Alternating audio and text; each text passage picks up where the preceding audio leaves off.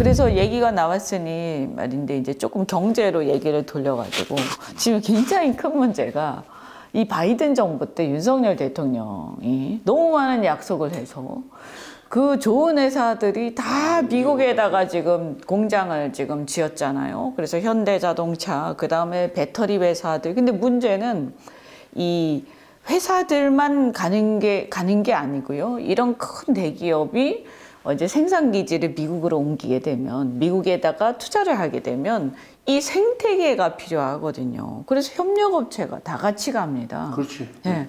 그러니까 이 생태계가 다 그쪽으로 가는 거고요.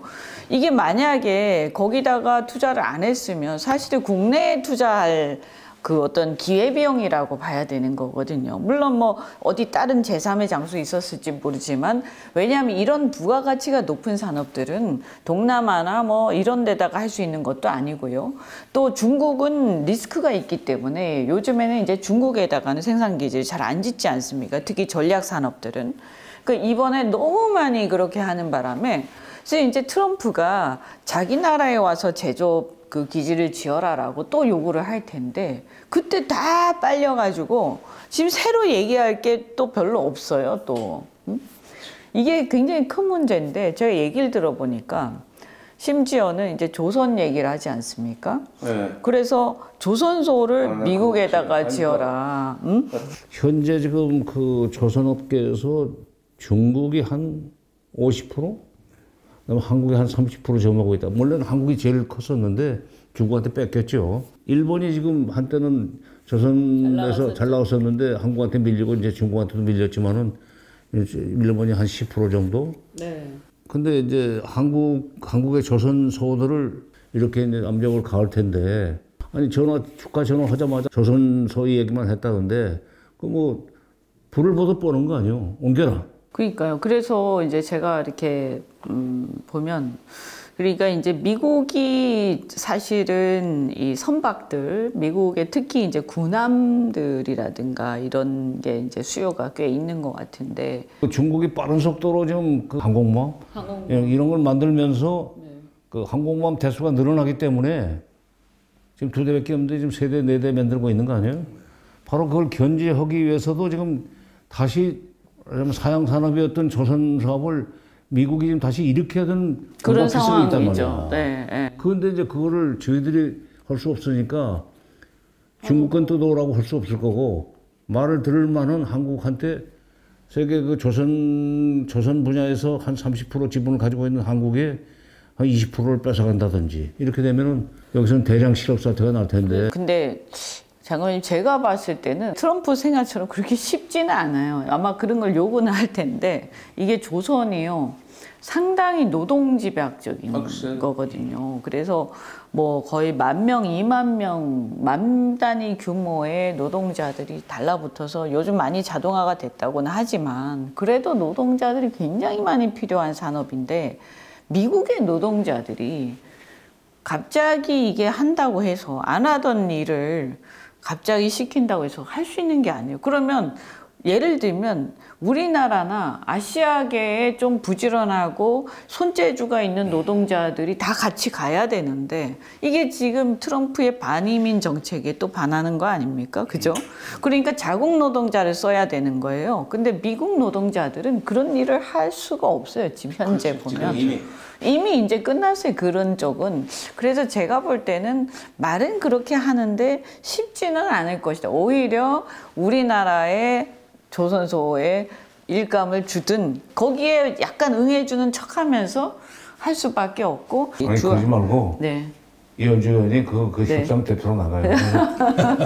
하여튼 그 일감은 달라. 네. 아유, 너희들 군사적인 필요 때문에 지금 조선소를 옮겨달라고 하는 것 같은데 필요 충족시켜줄 테니까 일감만 다. 그러니까요. 그래서 우리가 거의 다 만든 상태에서 마지막 조립만 미국 가서 하면 돼요. 아, 그렇죠. 마지막 조립만. 네. 뭐 그런 방법도 있습니다. 그러니까 그때 노무현 대통령 때 이제 14 정상회담 때 내가 이제 특별 수용을 갔었는데, 그때 대우조선 해양 그 사장이 같이 특별 수용을 갔었어요. 그래가지고 남포에 있는 그쪽에 조선 뭐 소도 아니고 공장 비슷한 것이 있습니다. 그때 이제 그걸 어떤 식으로 하려고 했냐면은 하청을 주고 거기서 만든 것들을 가져와서 마지막 조립을 우리가 하는 걸로 생각을 하고 조선 해운 쪽에서 남북 협력을 한다는 그런 구상으로 한번 접근을 했었는데 결국 이제 정권 말에 합의를 해놓은 것이다 보니까 이명박 정부 들어서가지고 완전히 없었던 일로 돼버리는 바람에 그것이 꿈이 깨졌는데 이제 이번에는 바로 그 남북 간에 하려고 했던 방식으로 네. 미국한테 그걸 받아오면 돼요. 그래서 저는 오히려 지금 이게 이제 특히 통상이나 이쪽에서요. 트럼프가 특히 중국뿐만이 아니라 일본하고 한국도 엄청나게 압박을 할 거거든요. 왜냐하면 제조업의 강국들이기 때문에요. 그런데 의외로 이게 자기 생각처럼 그게 미국 노동자들이 한국과 일본이나 이쪽 동아시아의 그 손기술을 못 따라가요. 그래서 제가 얘기를 들어보니까 지금 거기 가 있는 회사들도 굉장히 힘들어 하더라고요. 그래서 이게 사실 수율들이 나와야 되는 산업들이라 그래서 어쨌든 우리는 협력하는 척은 하지만 사실은 또 중요한 게 중국은 견제를 해야 되는 거 아닙니까? 미국 입장에서 보면 중국 산업. 근데 실제로 과거의 트럼프 1기에 비해서 그때는 사실 중국이 우리보다 많이 떨어져 있어요. 뒤떨어져 있었는데요. 지금은요, 모든 분야에서 첨단 분야에서도 중국이 거의 다 따라와 가지고요. 사실 우리를 가장 위협하는 국가가 지금 중국이 돼버렸거든요. 그래서 우리 입장에서 보면 예를 들면 조선 같은 경우도 그렇고 철강, 석유화학 이런 것들도 뭐 거의 간발의 차이로 지금 따라와 있고요. 전기차나 이런 거는 우리보다 훨씬 앞서 있고요. 아예 걔네들은 그 내연기관 차량이라든지 이런 게 안 되니까 그걸 아예 덮어놓고 그냥 바로 전기차로 가버렸거든요. 그래서 배터리라든가 이런 것들은 지금 우리보다 더 앞서 있어요. 점유율이나 이런 게. 그런데 기술은 우리가 좋잖아요. 근데 가격이 안 되는 거예요. 그러면 이게 트럼프가 이렇게 할 때 그러면 만약에 한국이 죽어버리면 중국이 독점을 하는 시장이 되니까 그렇게 되면 그게 미국이 원하는 건 아닐 거 아닙니까? 그러니까 한국하고 어떻게든 협력을 해서 우리 서로 윈윈하는 방법을 좀 찾아야 된다. 이렇게 해서 오히려 미국이 중국을 누르는 사이에 우리 시간을 좀 벌 수도 있는 거예요. 예, 저는 이걸 잘 구상을 하면 또 의외로 중국한테 쫓기고 있는 우리한테는 기회가 될 수도 있다. 이런 생각도 하거든요. 그런 점에서 작은 문제 같지만은 다음 정부에서 추종 대사는 그야말로 중국과 얘기가 되는 사람을 그러니까 중국에서도 저 사람 정도면은 우리가 좀 협조할 수 있어 하는 사람을 찾아서 보내야 됩니다. 그냥 순수해서 무슨 공로 휴가 보내는 식으로 보내지 말고 중국은 안 되죠. 그렇게는. 그럼 중국 추종 대사는 네. 미국 대사보다도 더 지금 엄선을 해야 돼요. 중국하고 얘기가 되면서 미국의 압박을 견뎌가면서 디카플링이 아니라 디리스킹 쪽으로 자꾸 한중 관계를 끌고 나갈 수 있는 그런 지략이 있는 사람을 해야 돼요. 뭐 그냥 단순하게 선거에 공이 있으니까 대사 하나 줘. 이런 식으로 해서는 안 돼요. 미국 대사보다 더 지금 신중에 신중을 기하면서 사람을 뽑아야 된다고 생각합니다. 오히려 그럴 수 있겠네요. 예를 들어서 이제 미국 같은 경우는 우리가 공적인 여러 이제 장관이라든가 국무위원이라든가 정부의 공적인 이 집단들이 동맹 관계에서 상당히 긴밀하게 대화를 해나가겠지만 중국 같은 경우에는 사실 겉으로는 우리가 어느 정도는 공급망 문제라든가 이런 면에서 미국의 협력을 불가피하게 할 수밖에 없잖아요. 또 우리의 이익을 위해서도. 근데 이럴 때 이 중국하고 또 적대적으로 돼버리면 안 되기 때문에 장관님 말씀하신 것처럼 이런 부분에서 우리가 사실 약간 양다리 내지는 앞뒤가 좀 다른 앞뒤가 조금 다른 외교는 원래 양다리고 앞뒤가 다른 거예요. 뭐 어쨌든 한미 동맹을 근간으로 가더라도 아까 말씀드린 것처럼 사실 통상 같은 경우는 특히나 제가 볼 때는 이 미국이 중국을 견제하는 그걸 이용해 가지고 예, 우리가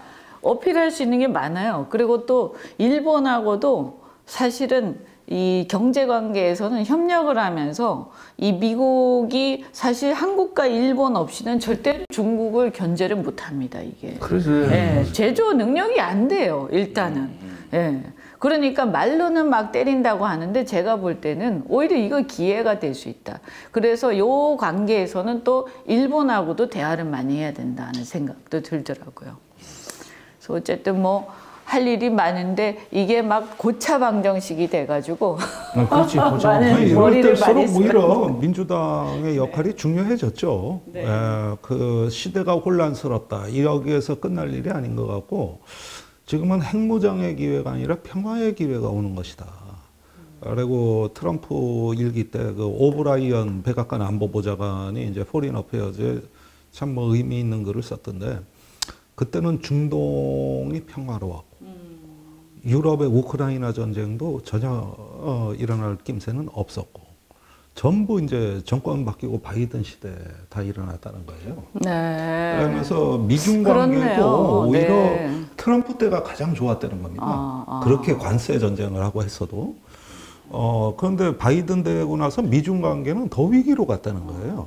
그렇죠. 그렇게 그렇네요. 보면은 우리가 트럼프에서 움켜져야 될 기회는 저는 평화라고 봅니다. 그러니까 이 사람이 지금 이 염전 사상이 매우 강해요. 염전 사상. 전쟁을 혐오하고 염증을 내는. 평소에 또 그렇게 얘기를 하죠. 피를 흘리고 무기를 투입하고 군대가 간다. 쓸데없는 나 짓이다. 싫어. 그게 그러니까 소모적인 짓이라고 생각합니다. 반면에 경제는 전쟁으로 보는데 진짜 전쟁은 싫어한다거든요. 그래서 트럼프 일기 때가 의외로 평화로웠다. 세계가. 그리고 북한하고도 너무 좋았다는 거죠. 그래서 만약에 이런 식으로 평화가 오면 우리나라 보수 세력은 히스테리에 걸립니다. 그러니까 그럼 핵무장이라도 하겠다고 들어놓을 거예요. 네. 그래서 이런 어떤 그 상황에 처해 있기 때문에 이제 민주당이 가야 될 길은 선제적이고 적극적인 평화주의다. 그걸 통해서 트럼프 시대가 하나의 우리한테는 어떤 평화 번영에 있어서 또 다른 기회의 창이라는 거. 이걸 좀 긍정적인 이미지를 먼저 받아들이고 그 다음에 불안과 혼란이 예상되는 그 경제적인 문제들 또 분열되는 세계의 문제들은 또 그건 나름대로 조용히 해결해 갈 수 있는 이런 부분으로 조금 어떤 전체적 기조를 빨리 정립하는 것이 일단 정치에 있어서 선점 효과. 그 얘기 좀 맞는 얘기네요. 그러고 보니까 무력을 동원한 어떤 그런 평화를 위협한 이런 거에 대해서는 상당히 혐오하는 게 맞는 것 같아요. 지금 군산복합체 공격하잖아요. 아마 우크라이나 전쟁도 빨리 끝내려고 하지 않을까 하는 생각이 들고 그런 지금 의미에서 24시간 내에 끝낸다고 그랬는데 뭐 그거 24시간까지야 24시간 내에 끝내리. 그러면 사실 우리 입장에서는 사실 그걸 염두에 둔다면 저는 이 러시아하고의 관계 복원도 굉장히 중요하다는 생각이 들고요. 지금 중국하고 어쨌든 상당히 경쟁하는 이 관계에서 우리가 또 돌파구 중에 하나가 사실은 이 동남아하고 아세안 국가하고 러시아거든요. 그래서 이런 문제들도 충분히 우리가 잘 활용을 해야 된다. 그래서 어쨌든 상당히 영리하게 영리하게 상황을 오히려 트럼프는 그런데 관심이 있을 겁니다. 그래서 뭔가 거래 가능한 상대라 그래야 일단 관심을 가질 것이고 또 이런 어떤 감각을 이게 이제 김대중 대통령이 얘기한 어떤 그 상인의 감각, 상인적 현실 감각, 상인적 현실 감각이라고 했던 부분인데 그런 부분들을 가지고 조금 더 선제적이고 적극적인 어떤 얘기를 해야 되는데 요즘 민주당이 뭘 하려 그러면은 벌써 정권 잡은 척한다, 태를 낸다. 아니 근데 저는 이제는 그리고 아무것도 안 하면 또 무책임하다 이렇게 얘기를 하거든요. 뭐 그냥 공격하는 일종의 이제 그 레토릭인데 제가 볼 때는 이제는 뭘 해야 되는 때가 이제 그렇죠. 해야 같아요. 되는 때인데 이제까지 어떤 이 정권의 안티테제로서 어떤 저항적 리더십으로 한 2년 반을 견뎌왔다면 앞으로는 이제 긍정적인 어떤 아젠다로서 그거는 저는 일단 모든 성장과 복지의 기초는 평화라는 거. 이런 것들을 통해 최고의 복지자 성장은 평화다. 여기에서부터 일단은 어떤 하나의 방향성을 세우는 게 중요하다고 봅니다. 평화와 성장 좋네요. 이번에 계엄 사태는 원래 북풍 기획이었다는 걸 잊으시면 안 됩니다. 그래서 그런 것들을 우리가 거쳐오면서 이번에 내란 사태를 맞이한 거거든요. 이제 평화가 되면 그리고 그런 것들을 도모하는 창조적 노력이 있으면은 이런 계엄에 대한 걱정을 덜 해도 되는 거거든요. 그런 면에서 어떤 평화를 전면에 내세우면서 트럼프와 대화하겠다고 하는 네. 이런 좀 의지를 결집하시는 게 중요해 보입니다. 네, 두 가지만 간단하게 시청자들한테 말씀드리고 싶습니다. 첫째, 이제 트럼프 정부가 들어서서 북미 협상이 시작되면은 이제 우리는 북한하고 대화도 안 되는데 미국만 하게 놔둘 것이냐 하는 그런 식의 이제 조바심이 일어날 거예요. 그러나 어쩔 수 없습니다. 그건 윤석열 정부가 만들어놓은 반북 그 프레임 때문에 남북관계 그 적대적으로 만들어놓은 그것 때문에 그 어쩔 수 없는데, 그러나 미국이 북한과 그 뭐 핵 협상을 시작하건 또는 북미 관계 개선을 위한 협상을 시작하건 간에 북미 간의 대화가 시작되면 적어도 한반도에 북한이 군사적으로 분란을 일으키지 못해요. 한반도 정세는 안정적으로 간다는 점에서 나쁘지 않다. 그리고 그러다 보면 결국 통미봉담은 끝나고 통미통남으로 이어질 수 있으니까 조금만 기다리라 하는 말씀 드리고 싶고, 또 하나 지금 미국 국방부 쪽에서 의뢰 들고 나오는 것이 그 시진핑이 27년 사연임을 앞두고 대만을 치려고 할 것이다. 그거는 미국의 대중 압박 전략을 추진하는 데 있어서 한국이나 일본의 참여도를 높이기 위한 일종의 프레임에 불과하기 때문에 그거 속지 말라 이거야. 시진핑이 그렇게까지 해가지고 그러니까 대만 문제를 해결해야만 사연임이 되는 건 아니에요.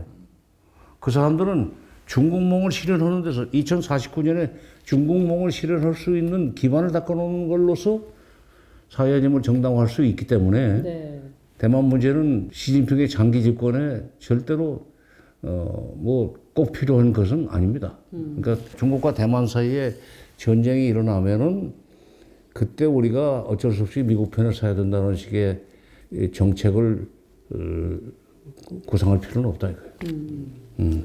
그렇죠. 뭐 아직 일어나지도 않은 일이고요. 네.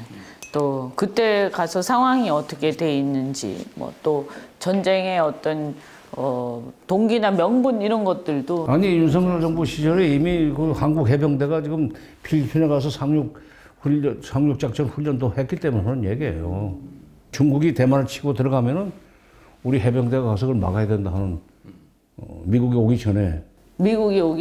그런 게 실제로 있다면 가다가 엄청 많이 죽을 겁니다. 여긴 죽음의 바다가 될 거예요. 우리 해병대를 그렇게 죽일 수는 없죠. 제가 볼 때 현실적으로 지금 윤석열 대통령 보면 뭐 계엄한다고 난리를 쳤는데 결국 보면 뭐 제대로 된 것도 하나 없잖아요. 이렇게 보니까 목숨 하나 걸지 못하고 그렇게 하면서 이제 보면 아주 그 말만 번뜨르르 하고 전혀 이렇게 용기나 이런 거는 국가를 위해서 써야 되는데 실제로 국가를 위해서 용기를 내서 뭘 한 게 아니라 그냥 마구 막 여기저기 찔러댄 것 같아요. 그래서 사실 외교도 많이 망쳐놨죠. 러시아도 그렇고 중국도 그렇고 불필요하게 적대시 해놓고, 그렇다고 미국하고 잘했냐 하면 다 퍼주기만 했지 우리가 얻은 거는 하나도 없어요.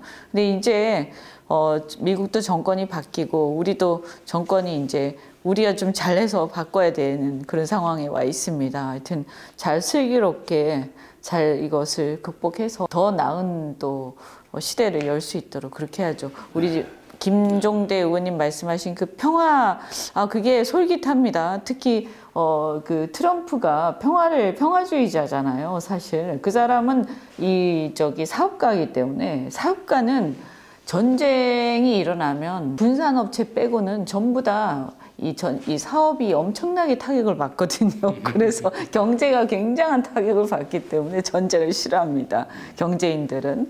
네, 그걸 아주 본능적으로 갖고 있는 것 같아요. 트럼프가 보니까. 우리가 그걸 잘 활용하면 또 전략적으로 통상에서도 얻을 수 있는 것들도 있을 것 같습니다. 네. 자, 이제 오늘 두 분 모시고 정말 최고 전문가 분들 모시고 너무 재미있게 많은 얘기들을 했는데 또 진전되는 상황에 따라서 나중에 다음 편을 또 그때도 꼭 좀 시간 내주시면 고맙겠습니다. 트럼프 2.0 시대를 맞아서 대한민국이 나갈 길에 대해서 외교, 안보, 또 국내 정치 상황까지 통상 아주 두루두루 오늘 여행을 다녔는데 여러분 만족하셨는지 모르겠습니다. 앞으로도 잘 부탁드리고요. 두 분 정말 감사드립니다. 고맙습니다. 네, 고맙습니다.